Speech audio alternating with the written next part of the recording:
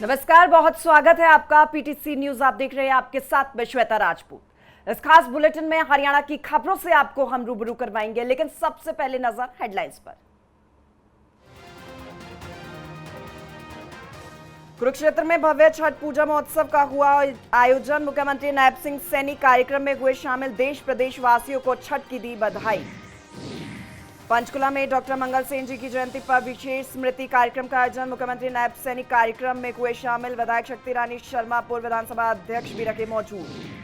प्रदूषण को लेकर स्वास्थ्य विभाग ने जारी की एडवाइजरी। सभी अस्पतालों को स्वास्थ्य विभाग के निर्देश। अस्थमा से संबंधित दवाओं की उपलब्धता सुनिश्चित करने के निर्देश। नारनौल में रोडवेज जीएम के ड्राइवर को सस्पेंड करने का मामला बढ़ा। चालक महासंघ की राज्य कमेटी ने जीएम से की मुलाकात। रोडवेज के दो पक्षों में जमकर हुआ हंगामा। और फरीदाबाद में ब्लैकमेल से परेशान होकर 19 साल के युवक ने किया सुसाइड। एआई से बहन भाई का फेक वीडियो बनाकर किया जा रहा था ब्लैकमेल। पुलिस ने 2 लोगों पर एफआईआर की दर्ज।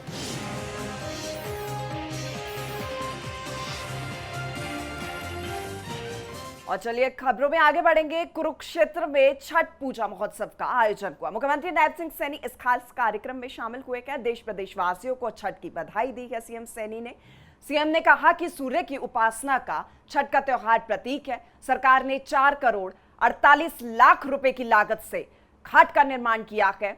इसके साथ साथ सीएम ने यह भी जानकारी दी कि पानीपत, सोनीपत, पंचकुला, फरीदाबाद, यमुनानगर में पवित्र घाटों का निर्माण किया है। सरकार ने अलग अलग घाट बनवाए हैं, अलग अलग घाटों का निर्माण किया है। खुद भी छठ के त्योहार पर बधाई देते हुए मुख्यमंत्री नैब सिंह सैनी खास कार्यक्रम में शामिल हुए।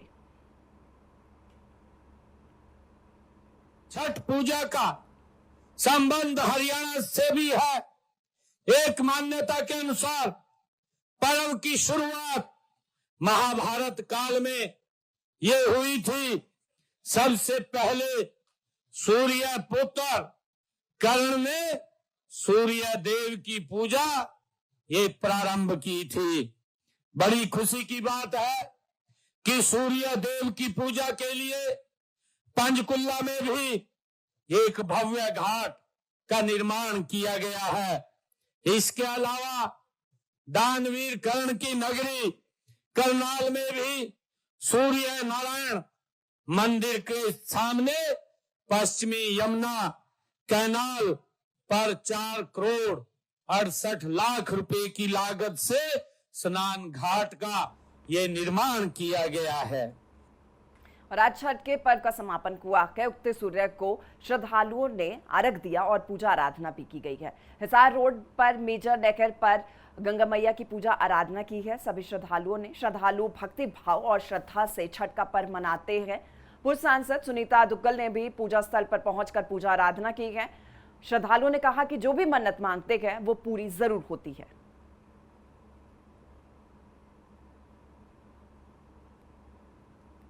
सारों से प्रसिद्ध त्योहार है। ये शादीशुदा लोग रखते हैं और ये इसकी स्टार्टिंग 4 दिन से होती है। सारों से पहले इसकी स्टार्टिंग होती है नहाए खाए से लेके, और सुबह के अर्घ में मतलब इसका समापन करते हैं हम लोग। मनोकामना पूरी होने के लिए करते हैं और वनवांछित फल पाने के लिए करते हैं, या बीमारियों से पीड़ित लोग हैं उनके लिए करते हैं। ये व्रत हमारे महाआस्था का पर्व है और ये 4 दिन का व्रत होता है, नहाए खाए से शुरू होकर और सुबह के अर्घ तक ये व्रत चलता है। आज इसका समापन? हाँ जी, आज इसका समापन है और महिलाएं जो हैं, व्रती जो हैं, सूर्य को अर्घ दे के इसका समापन करेंगे। सर ये पर्व बहुत महापर्व है। बहुत धूमधाम से इसको मनाते हैं। 25 तारीख से हमारा ये प्रोग्राम चला है। कल संध्या अर्घ थी, आज पारण है। जिसको प्रारंभ कहते हैं वो समाप्त कहते हैं, तो आज ये पारण है। ये जी व्रत बहुत ही बढ़िया व्रत है। बच्चों के लिए, परिवार के लिए, जिसके बच्चा ना होता हो वो व्रत करते हैं। 3 दिन निर्जला व्रत रहती है।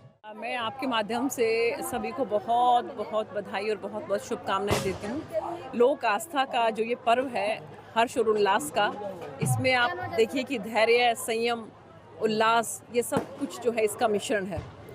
सूर्य देव की जो है पूजा जिस तरह से करी जाती है और सभी व्रत रख के पहले अस्त होते हुए सूर्य को अर्घ देते हैं और उसके बाद फिर सुबह सुबह जो है, अगले दिन सुबह सुबह जो है उगते हुए सूरज को अर्घ देते हैं। तो हमारे जीवन में भी किस तरह से उतार चढ़ाव चलता है, ये इसका भी द्योतक है, इसका भी प्रतीक है। तो मैं सभी पूर्वांचल वासियों को छठी मैया की ये जो त्यौहार है, ये जो पर्व है, इसकी बहुत बहुत शुभकामनाएं देती हूँ, बहुत बहुत बधाई देती हूँ। बिहार में भी मेरा प्रवास रहा, वहाँ पर भी मैंने देखा कि ये लोक आस्था का पर्व जो है पूरे बिहार में बहुत धूमधाम से और बहुत ही हर्षोल्लास के साथ मनाया जाता है। पलवल में भी धूमधाम से छठ का त्योहार मनाया जाता है। पूजा आराधना की जाती है। राज्य मंत्री गौरव गौतम भी पूजा आराधना में शामिल हुए हैं। पूर्वांचल वासियों से बिहार चुनाव को लेकर गौरव गौतम ने अपील भी की है, प्रधानमंत्री नरेंद्र मोदी के हाथ मजबूत करने का काम करे। इस दौरान महिलाएं भी बोली कि मन्नतों का पर्व छठ पूजा है। राज्य मंत्री गौरव गौतम की ये तस्वीरें हैं पलवल से सामने आई है। छठ त्योहार को लेकर सभी काफी ज्यादा उत्साहित नजर आए। इस दौरान गौरव गौतम भी पहुंचे, पूजा आराधना की उन्होंने और सभी से अपील भी की है, क्योंकि बिहार में चुनाव है। इस साल के आखिरी में चुनाव होने है, उसको लेकर अपील भी की गई है। गौरव गौतम की ओर से कहा गया है प्रधानमंत्री नरेंद्र मोदी के हाथों को और भी ज्यादा मजबूत करना है। इस दौरान महिला श्रद्धालु भी जो पहुंची थी, उनकी ओर से कहा गया कि मन्नतें जो भी मांगते हैं हम, वो जरूर छठ मैया पूरी करती है। ये तस्वीरें पलवल की है।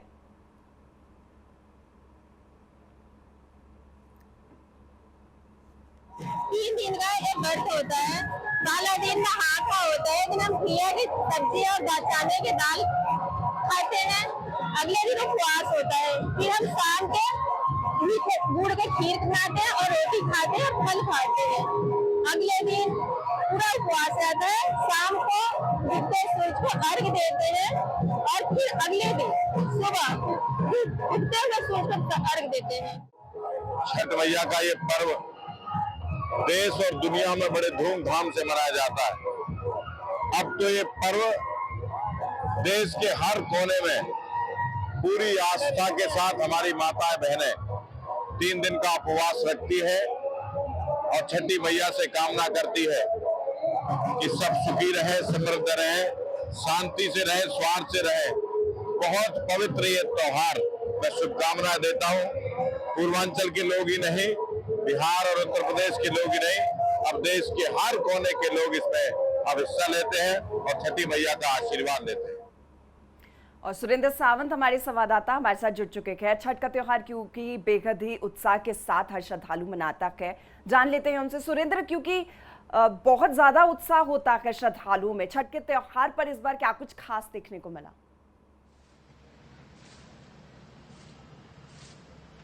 जी बिल्कुल, देखिए पहले की बात की जाए तो सिर्फ पूर्वांचल में ये त्यौहार मनाया जाता था, लेकिन अब पूरे भारतवर्ष ही नहीं बल्कि विदेशों में भी ये काफ़ी तस्वीरें जो सामने आई हैं, तो छठ पूजा की जा रही है और छठ का त्यौहार मनाया जा रहा है।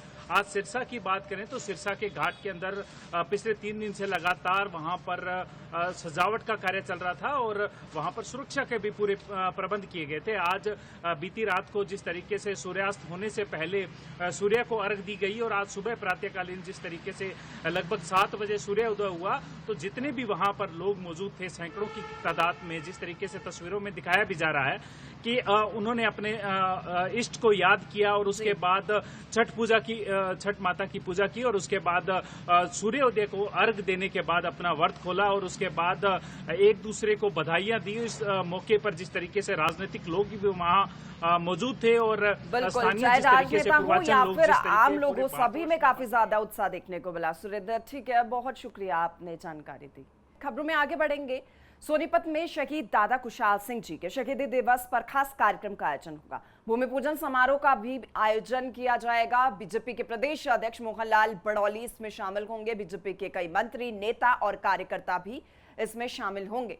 सोनीपत में ये कार्यक्रम आयोजित होगा। भूमि पूजन समारोह का भी आयोजन, साथ ही साथ बीजेपी के प्रदेश अध्यक्ष मोहनलाल बड़ौली शामिल इसमें और कई मंत्री, नेता बीजेपी के इसमें शामिल होंगे। कई कार्यकर्ता भी इस खास कार्यक्रम में शामिल होंगे। ये जानकारी है, सोनीपत में इस खास कार्यक्रम को आयोजित किया गया है। शहीद दादा कुशाल सिंह जी के शहीदी दिवस पर यह कार्यक्रम दरअसल रखा गया है। एक बड़ा और भव्य कार्यक्रम आयोजित होगा, जिसको लेकर भूमि पूजन समारोह का भी आयोजन। बीजेपी के प्रदेश अध्यक्ष मोहनलाल बड़ौली, बीजेपी के कई मंत्री, नेता और कार्यकर्ता इसमें मौजूद रहेंगे। एक बड़ा की भव्य कार्यक्रम होगा। सुनील हमारे संवाददाता सोनीपत से जुड़ चुके हैं, उन्हीं से ज्यादा जानकारी हम ले लेते हैं। सुनील, ये जो कार्यक्रम रखा गया है इसको लेकर क्या जानकारी है, कौन कौन इसमें शामिल होगा और कितनी खास तैयारियां? बिल्कुल श्वेता, मैं आपको बता दूं, दादा खुशहाल सिंह दहिया की याद में 14 नवंबर को एक राज्य स्तरीय बलिदान शहीद दिवस समारोह का आयोजन किया जाना है, जो बड़खालसा और राई में होगा। जो मुख्यमंत्री के ओएसडी बड़खालसा हैं उनका यहाँ पर कार्यक्रम को लेकर वो आज पहुंचे थे, जहां पर भूमि पूजन किया गया है। आपको ये भी बता दूं कि जो खुशहाल सिंह दहिया हैं, एक गुरु तेग बहादुर के शहीदी दिवस को लेकर उनका नाम जोड़ा जाता है। जिस तरीके से अगर इतिहास के पन्नों की अगर बात करें तो जो 17वीं ईस्वी में जब औरंगजेब का राज था, उस दौरान जो गुरु तेग बहादुर सिंह के जो 100 के टुकड़े कर दिल्ली में अलग अलग 4 जगह पर रखे गए थे, उनके नुमाइंदे उनके 100 और उनके चीज को लेकर वहां से किसी तरीके से निकले थे। और बड़खालसा गांव में पहुंचने पर जिस तरीके से मुगल सेना उनके पीछे थी, वो बड़खालसा में पहुंचे थे। और जो ठीक है, यानी कि बहुत बड़ा ये कार्यक्रम होने वाला है जिसको लेकर आज हवन भी किया गया है। ठीक है सुनील, बहुत शुक्रिया आपका, अपडेट हम लेते रहेंगे इस खबर को लेकर आपसे। और चलिए आगे बढ़ेंगे। डॉक्टर मंगल सेन जी की जयंती पर विशेष स्मृति कार्यक्रम का आयोजन हुआ। मुख्यमंत्री नायब सिंह सैनी ने कार्यक्रम में शिरकत की है। जिला अध्यक्ष अजय मित्तल की अध्यक्षता में इस कार्यक्रम को आयोजित किया गया, जिसमें विधायक शक्ति रानी शर्मा, पूर्व विधानसभा अध्यक्ष ज्ञानचंद गुप्ता भी मौजूद रहे। पंचकुला में यह भव्य कार्यक्रम आयोजित हुआ। डॉक्टर मंगल सेन जी की जयंती पर विशेष स्मृति कार्यक्रम का आयोजन किया गया, जिसमें मुख्यमंत्री नायब सिंह सैनी ने शिरकत की है। सीएम सैनी की तस्वीरें भी सामने आई है। पंचकुला में इस कार्यक्रम को आयोजित किया गया। जिला अध्यक्ष अजय मित्तल की अध्यक्षता में दरअसल कार्यक्रम आयोजित हुआ, जिसमें विधानसभा की विधायक शक्ति रानी शर्मा, पूर्व विधानसभा अध्यक्ष ज्ञानचंद गुप्ता भी मौजूद रहे हैं।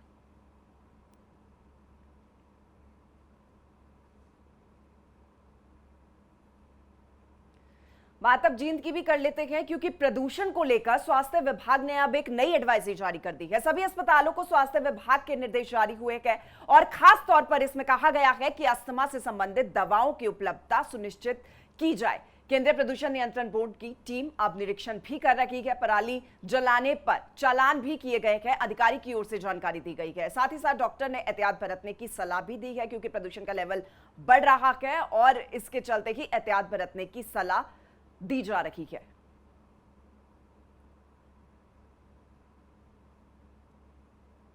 अस्थमा से संबंधित दवाओं की उपलब्धता सुनिश्चित करने के भी निर्देश दिए गए हैं। केंद्रीय प्रदूषण नियंत्रण बोर्ड की टीम दरअसल निरीक्षण कर रही है। साथ ही साथ इधर स्वास्थ्य विभाग को डॉक्टर्स की ओर से भी एहतियात बरतने की सलाह दी जा रही है। अधिकारी की ओर से जानकारी दी गई है कि पराली जलाने पर चालान भी किए जा रहे हैं, ताकि पराली न जलाई जाए। पराली जलाने से और भी ज्यादा प्रदूषण का लेवल बढ़ जाता है। और इधर क्योंकि निर्देश जारी किए गए हैं प्रदूषण को लेकर, स्वास्थ्य विभाग ने एडवाइजरी जारी की है। एडवाइजरी जारी करते हुए कई इसमें पॉइंट्स को जोड़ा गया है और साथ ही साथ इधर स्वास्थ्य विभाग ने भी सभी को सतर्क रहने के लिए कहा गया है। और जो अस्थमा के मरीज है सबसे ज्यादा क्योंकि खतरा उनको होता है, उसी की दवाओं की उपलब्धता सुनिश्चित करने के निर्देश भी अधिकारियों को दिए गए हैं। स्वास्थ्य विभाग ने दरअसल एडवाइजरी जारी की है। सभी अस्पतालों को स्वास्थ्य विभाग की ओर से बड़े निर्देश भी दिए गए हैं। जब पॉल्यूशन होता है तो सबसे ज्यादा जो दवा के मरीज है, जो अस्थमा के मरीज है, उनको बहुत ज्यादा खतरा होता है।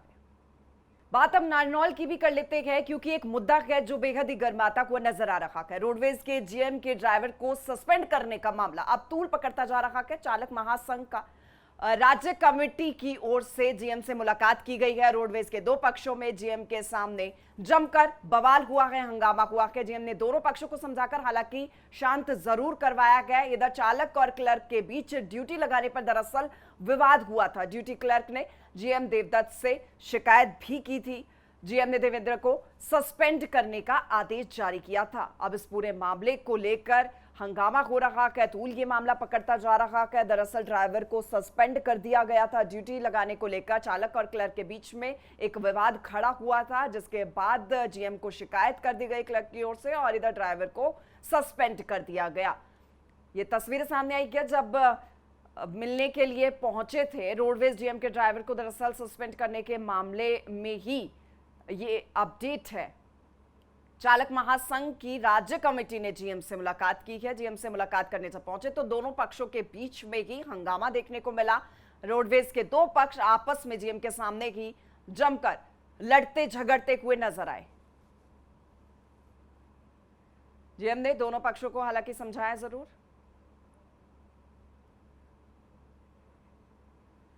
नितिन हमारे साथ, हमारे संवाददाता जुड़ चुके हैं, उन्हीं से ज्यादा जानकारी हम ले लेते हैं। क्या नितिन, पहले तो आप एक बार बताइए ये पूरा मामला क्या है, और अभी जो क्योंकि मुलाकात की गई है जीएम के सामने भी हंगामा देखने को मिला है, क्या मांग की जा रही है फिलहाल इसमें? देखिए श्वेता जी, मैं आपको बताना चाहूँगा कि इस पूरे मामले को लेकर के एक चालक है जिसका नाम देवेंद्र है और वो महासचिव है रोडवेज महासंघ में, और उसकी ड्यूटी क्लर्क के साथ कुछ तुतुमे हुई थी, जिस मामले को लेकर के ड्यूटी क्लर्क ने शिकायत दी थी रोडवेज जीएम को। उसको लेकर के देवेंद्र चालक को सस्पेंड कर दिया गया था। उस सस्पेंशन के मामले को लेकर के पूरी की पूरी यूनियन ने यहाँ पर पहुंच करके जीएम से सिफारिश की। हालांकि आपको इतना भी बताना चाहूँगा कि चालक जो थे वो एक धड़े में हो गए और जो क्लर्क थे वो एक धड़े में हो गए और आपस में तुतुमे में होती नजर आई। रोडवेज जीएम के सामने भी तुतुमे में होती रही। और खासकर आपको बताना चाहूंगा एक इनके कर्मचारी हैं अमीर सिंह जी, जिन्होंने आरोप लगाया है कि रोडवेज में भ्रष्टाचार है। इस तरह के भ्रष्टाचार हैं कि रोडवेज में किसी तरह का सामान नहीं ले जाया जा सकता, लेकिन फिर भी वो सामान लेकर के जाते हैं। इस मामले को लेकर देखना यही होगा कि कब तक ये मामला सुलझ पाता है। आप नजर बनाए रखिएगा, आपसे अपडेट हम लेंगे पूरी खबर को लेकर। बहुत शुक्रिया। आगे बढ़ते हुए बात अब फरीदाबाद की कर लेते हैं, क्योंकि एआई का जमाना है, लेकिन एआई कितना ज्यादा खतरनाक साबित हो रहा है ये इस खबर से आप जान लीजिए। एक 19 वर्षीय शख्स ने सुसाइड इसलिए कर लिया क्योंकि एआई से फेक वीडियो बनाया जाता है। उसकी बहन के साथ एक वीडियो तैयार किया जाता है और उसके बाद क्या किया जाता है, ब्लैकमेल किया जाता है उस शख्स को। इतना ज्यादा 19 साल का राहुल परेशान हो जाता है कि वो आत्महत्या जैसा खौफनाक कदम उठा लेता है। पुलिस ने 2 लोगों पर मामले में एफआईआर दर्ज कर ली है। कुछ समय पहले दरअसल राहुल की आईडी हैक हुई थी, उसका सिस्टम पूरा हैक कर लिया गया था और उसी के आधार पर ही एआई के जरिए फेक वीडियो बना लिया जाता है बहन के साथ राहुल का एक वीडियो, जिसके बाद अब मामला पुलिस ने दर्ज कर लिया है। बुलेटिन में फिलहाल के लिए मेरे साथ इतना कि आप बने रहिए हमारे साथ। पीटीसी न्यूज पर खबरों का सिलसिला लगातार जारी है। नमस्कार।